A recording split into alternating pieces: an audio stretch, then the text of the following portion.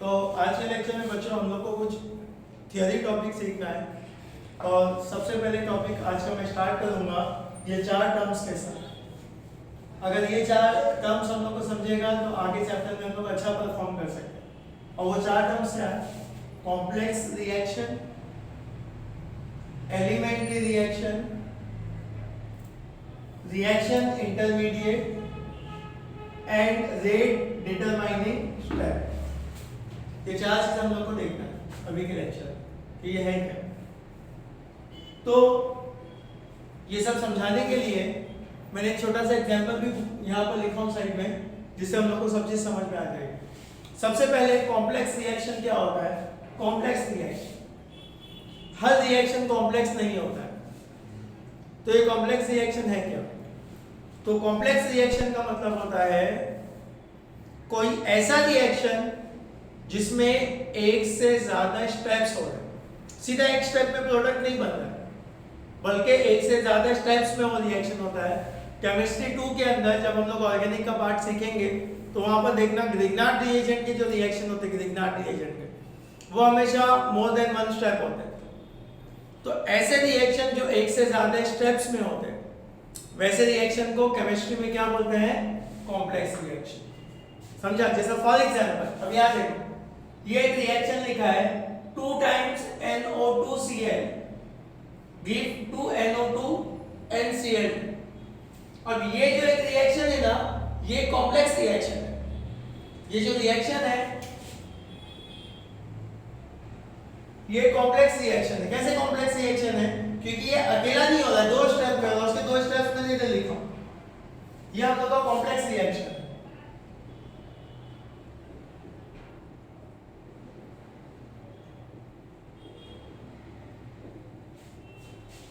कैसे?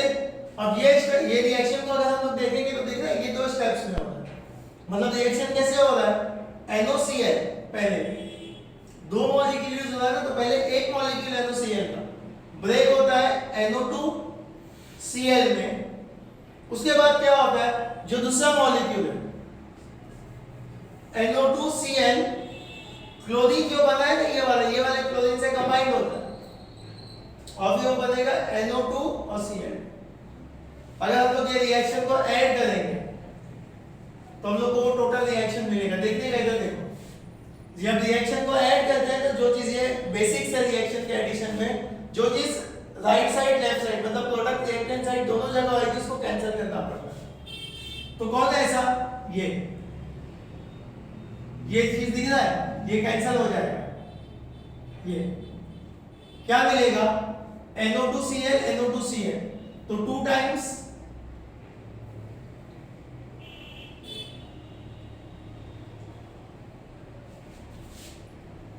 राइट में क्या मिलेगा?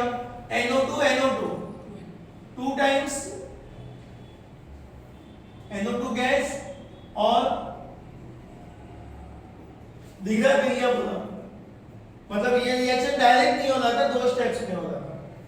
तो कोई भी रिएक्शन जो एक से ज्यादा स्टेप्स में होता है, वैसे रिएक्शन को क्या बोलते हैं? कॉम्प्लेक्स। हर रिएक्शन कॉम्प्लेक्स नहीं होता है, जरूरी नहीं कि हर रिएक्शन एक से ज्यादा स्टेप्स में। तो ये होता है कॉम्प्लेक्स। नेक्स्ट है एलिमेंट्री रिएक्शन। अब एलिमेंट्री रिएक्शन क्या होता है? एलिमेंट्री रिएक्शन का मतलब, अब हम लोग का ये जो कॉम्प्लेक्स रिएक्शन था ये 2 स्टेप से बना था। कौन से 2 स्टेप्स? सर ये 2 स्टेप्स, ये 2 स्टेप में बना था। तो ये दोनों रिएक्शंस को हम लोग बोलते हैं एलिमेंट्री रिएक्शन। एलिमेंट्री रिएक्शन मतलब वो रिएक्शन जो और ब्रेक नहीं हो सकता। इसको अगर तुम लोग ये वाले रिएक्शन को अगर हम लोग और ब्रेक करने की कोशिश करेंगे तो ये ब्रेक नहीं होगा। समझा? अब जैसा कोई एक रिएक्शन लिखाइए,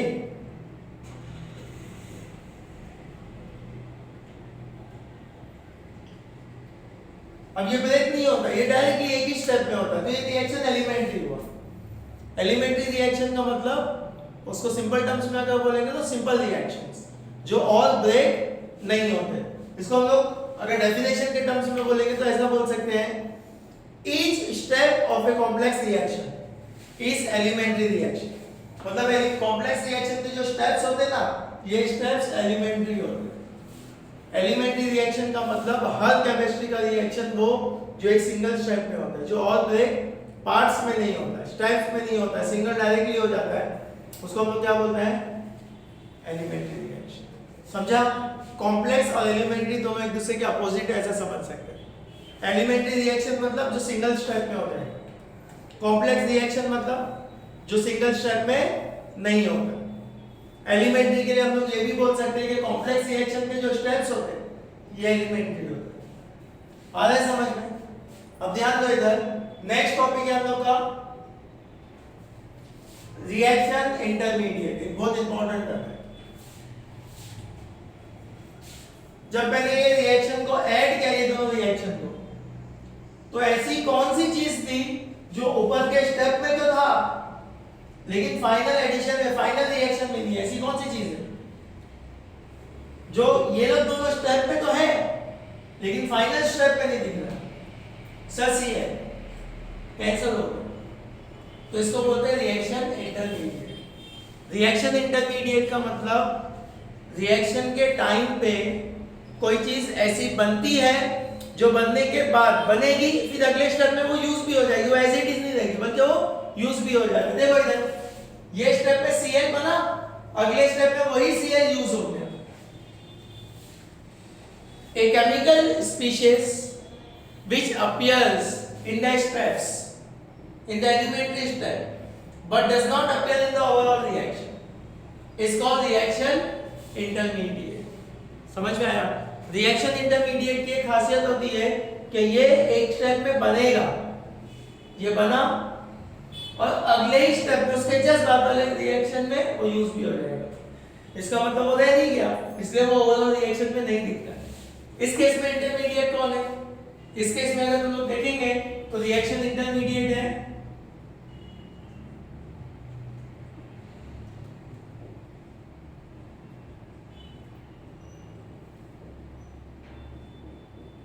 Cl जो है वो मेरा रिएक्शन इंटरमीडिएट है। समझा? तो ये था रिएक्शन इंटरमीडिएट। नेक्स्ट है रेट डिटरमाइनिंग स्टेप, जिसको शॉर्ट में ऐसे लिखा होता है बुक में,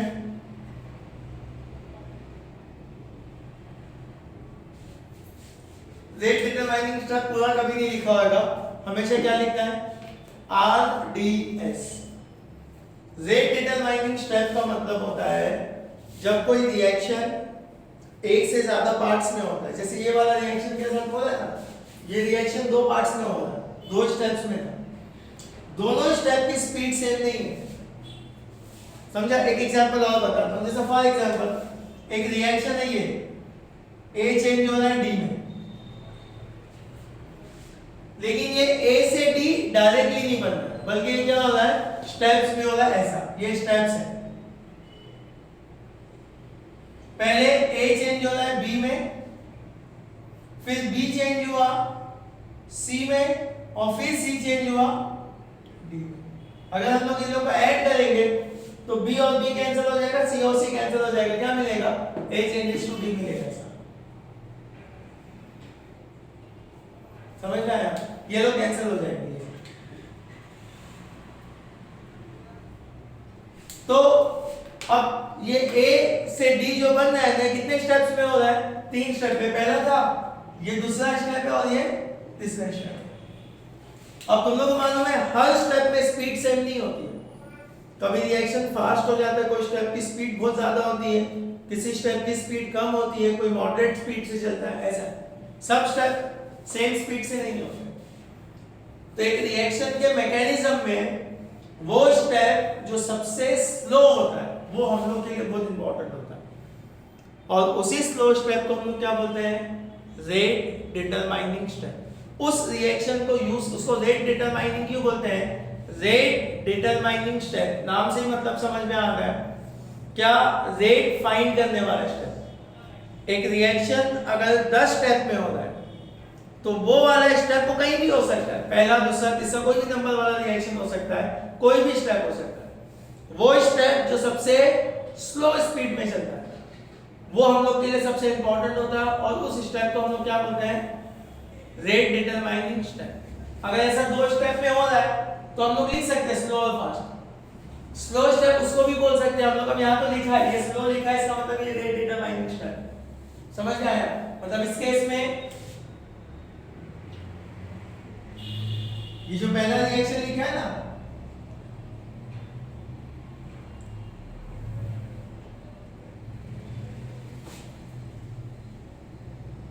ये हम लोग का जो स्लो स्टेप है इसी को हम लोग क्या बोलते हैं? Rate determining step. समझ में आ रहा है क्या हो रहा है? तो ऐसे दो स्टेप में अगर कोई रिएक्शन हो रहा है तो स्लो फास्ट नहीं लिखा रहेगा तो भी हम लोग पहचान सकते हैं कौन सा स्टेप स्लो है कौन सा फास्ट है। रिएक्शन इंटरमीडिएट्स जब रिएक्ट करते हैं, एकदम ध्यान से सुनना मैं क्या बोल रहा हूं। रिएक्शन इंटरमीडिएट्स जब रिएक्ट करते हैं तो वो लोग बहुत ज्यादा ही फास्ट रिएक्शन करते हैं। मतलब वो स्टेप जिसमें रिएक्शन इंटरमीडिएट का रिएक्शन हो रहा है वो बहुत फास्ट होता है, और वो स्टेप जिसमें रिएक्शन इंटरमीडिएट फॉर्म हो रहा है वो बहुत स्लो होता है। अब इधर देखो ना, रिएक्शन इंटरमीडिएट कौन था? Cl था, वो इधर बन रहा है पहले स्टेप में, और यहाँ यूज हो रहा है, तो जहां पर लोग यूज हो तो बहुत फास्ट होता है। तो नहीं भी लिखा रहेगा तो हम लोग पहचान सकते हैं कि स्लो है और ये फास्ट है। जो स्लो होता है उसी के लिए रेट लॉ अप्लाई करते हैं। रेट लॉ इसमें नहीं अप्लाई होगा। अगर रेट लॉ अप्लाई करने का हम लोग को तो रेट लॉ इसमें अप्लाई होगा। एक बहुत इंपॉर्टेंट चीज बता रहा हूं, अगर कोई रिएक्शन एलिमेंट्री है, एलिमेंट्री मतलब कोई स्टेप है, वो कॉम्प्लेक्स रिएक्शन का कोई स्टेप है या कोई ऐसा रिएक्शन जो एक ही स्टेप में होता है उसको क्या बोलते हैं?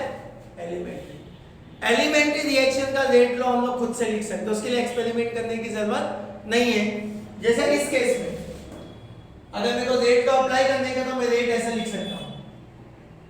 सबसे पहले रेट लॉ किसके ऊपर अप्लाई होगा? जो स्लो स्टेप है, और मैं इस केस में ऐसा लिख सकता हूं, रिएक्टेंट कौन है? जितना आगे का कोएफिशिएंट रहेगा ना वही ऊपर पावर रहेगा, तो इसके ऊपर पावर कितना आएगा? 1 नहीं लिखेंगे तो भी चलता है। आ रहा है समझ में? मतलब सिर्फ एलिमेंट्री रिएक्शन के लिए ऊपर के जो नंबर होते हैं ना वो जो लिखते थे a⁻x b⁻y, अगर कोई रिएक्शन एलिमेंट्री है तो ऊपर का x और y जो है आगे के कोएफिशिएंट के इक्वल होता है। लेकिन अगर एलिमेंट्री नहीं है तो फिर हम लोग बता नहीं सकते, फिर एक्सपेरिमेंट करके फाइंड करना पड़ेगा उसका ऑर्डर। समझ में आ रहा है क्या है? तो ये थोड़ा सा थियरी पार्ट था, अब इससे रिलेटेड हम लोग आगे बढ़ेंगे। देख लो एक बार क्या लिखा। तो ये हम लोग का आज का पहला numerical, reaction intermediate elementary reaction जो थियरी हम लोग ने पढ़े उससे रिलेटेड। क्या दिया क्वेश्चन? ये हम लोग की बुक का प्रॉब्लम 6.7 है। क्या दिया क्वेश्चन में? ए reaction occur in the following steps। एक रिएक्शन है जो स्टेप्स में हो रहा है, दो स्टेप्स है, ये एक स्टेप है, ये दूसरा स्टेप है। Right the equation of overall reaction, ये मेरे को पहले बोला है। Second, write down rate law, और थर्ड बोला आइडेंटिफाई द रिएक्शन इंटरमीडिएट। ऐसा क्वेश्चन एग्जाम में 2 मार्क्स में भी पूछता है और कभी कभार 3 मार्क्स में भी आता है, छोटा छोटा एक स्टेप लिखने में। केमिस्ट्री में ऐसा नहीं है, फिजिक्स जैसा तो 3 मार्क्स का तो बहुत बड़ा ही आएगा। कभी कभार 3 मार्क्स में 3 लाइन भी सिर्फ लिखना पड़ता है। जैसे ये एक अच्छा एग्जांपल है उसका। अब इसको कैसे सॉल्व करेंगे हम लोग?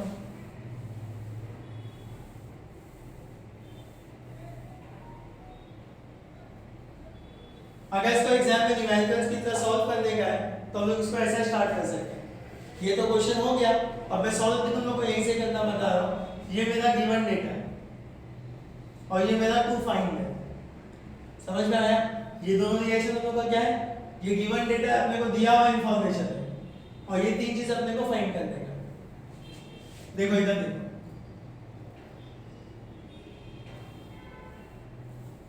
सबसे पहले क्या बोला हम लोग को? Right the equation of overall reaction. तो ओवरऑल रिएक्शन का मतलब दोनों को हम लोग को ऐड करके लिखना पड़ता है। तो कैसे लिखेंगे वो? ये ए वाला पार्ट हम लोग का पहले स्टेप ये था ना,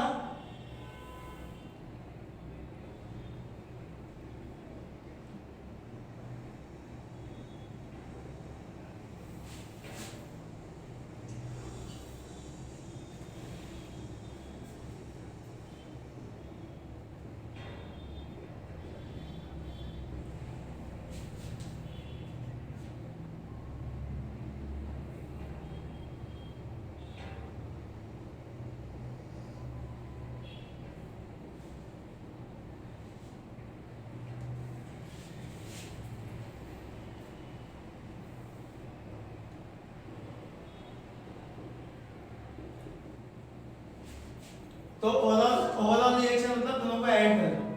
तो जब मैं दोनों को ऐड करूंगा तो जो चीज दोनों साइड पे वो कैंसिल हो जाएगा। कौन है कैंसिल होने वाला? दोनों साइड पे कौन है? और कुछ भी कैंसिल नहीं हो रहा।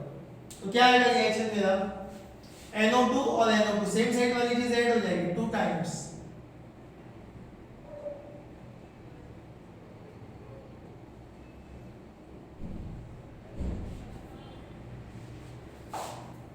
NO2F NO2F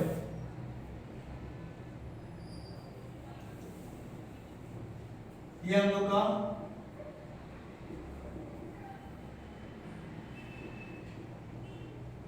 ये पहला पार्ट। सेकंड क्या बोला उसने? Write down rate law. अब ऊपर के दोनों स्टेप्स में मेरे को बताओ स्लो कौन सा स्टेप है? पहले स्टेप स्लो है तो उस पे रेट लॉ अप्लाई होगा। अब रेट लॉ कैसे लिखूंगा?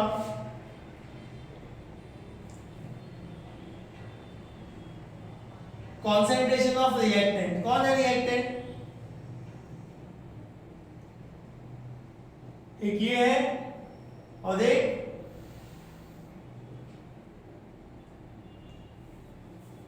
पावर कितना आएगा? NO2 से पहले क्या कोएफिशिएंट है?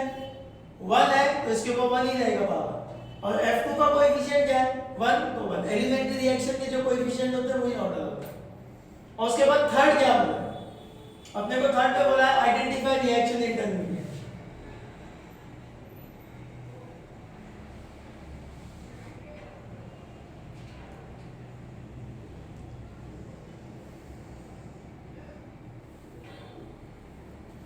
तो ये रिएक्शन को जब मैंने ऐड किया ओवरऑल लिखने के लिए तो क्या कैंसिल हुआ? F कैंसिल हो गया तो F मेरा रिएक्शन इंटरमीडिएट। समझ में आया? तो ये हम लोग का 3 मार्क्स का सॉल्यूशन था जिसमें से 3 लाइन हम लोग को लिखने का था। ये अरे चलो तो ये हम लोग का नेक्स्ट क्वेश्चन है। अब ये पूरा का पूरा क्वेश्चन है अपने टेक्स्ट बुक का। ये एक्सरसाइज वाला क्वेश्चन है, इसको सॉल्व, इसका सॉल्यूशन नहीं है। क्या है क्वेश्चन में? A complex reaction takes place in 2 steps. एक रिएक्शन है जो 2 स्टेप्स में हो रहा है। NO plus O3 give NO3 and O, NO3 plus O give NO2 and O2। अब अपने को क्या बोला है? The predicted rate law is rate is equal to K NO NO3। मतलब ये रिएक्शन का जब मैं रेट लॉ लिख रहा हूं तो रेट लॉ इस तरीके से आ रहा है, अपने को दिया हुआ है। तो अपने को क्या बोला है? Identify rate determining step. उन लोग में स्लो स्टेप क्या वो पहले आइडेंटिफाई कर। फिर बोला है राइट ओवरऑल रिएक्शन लिख। फिर बोला है which is the reaction intermediate one. तो अब इसको सॉल्व कैसे करेंगे? तो मैं यहां से सॉल्यूशन स्टार्ट कर रहा हूं।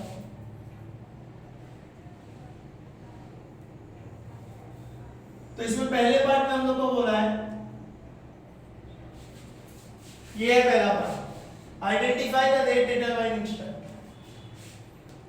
अब मेरे को बता रेट लॉ क्या है अपना? रेट लॉ यही है,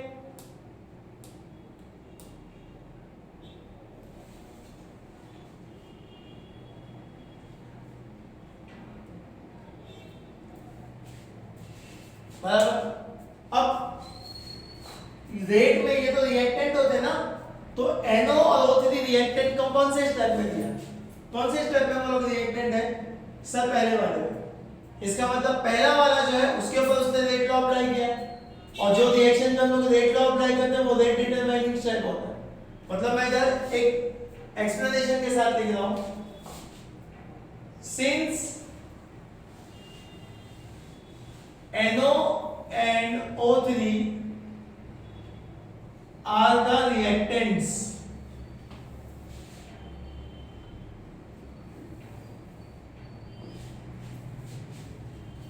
of the first step, तो therefore वो जो फर्स्ट स्टेप है ना हम लोग का NO gas plus O3 gas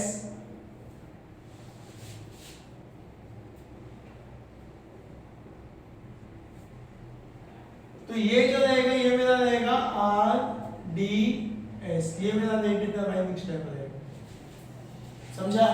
फिर सेकंड क्या बोला है, राइट ओवरऑल रिएक्शन। तो ओवरऑल रिएक्शन किस तरीके से लिखते हैं हम लोग, दोनों रिएक्शन के स्टेप्स को ऐड करेंगे।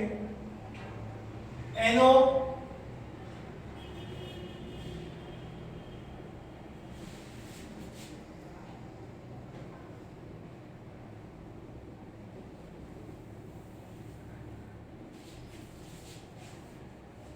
सेकेंड स्टेप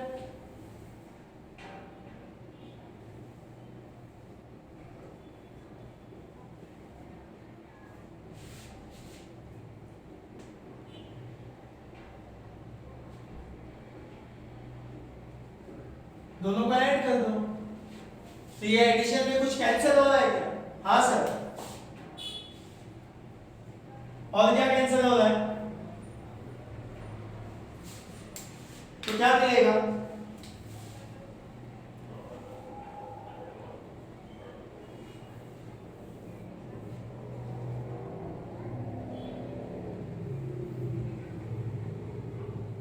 तो ये है मेरा ओवरऑल रिएक्शन। और सी वाले पार्ट में अपने को क्या दिया है? सी वाले पार्ट में मतलब थर्ड वाले पार्ट में which is the reaction intermediate part. अब कौन है जो कैंसिल हो गया, जो ओवरऑल रिएक्शन में नहीं आया? वाई भी बोला है ना, तो रीजन के साथ लिखना पड़ेगा। तो वैसा लिख सकता हूं,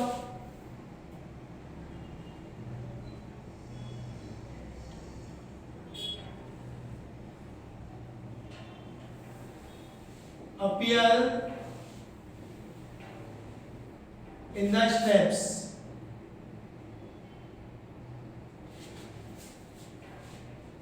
कैसे लिख सकते हो?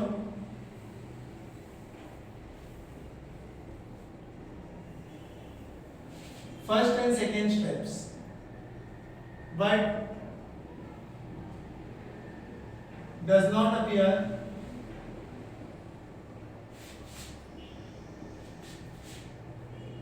in the overall reaction।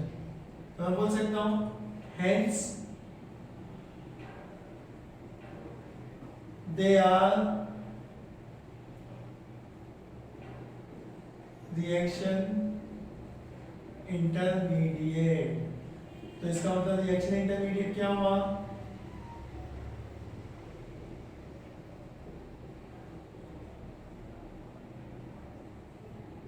कौन लोग है रिएक्शन इंटरमीडिएट?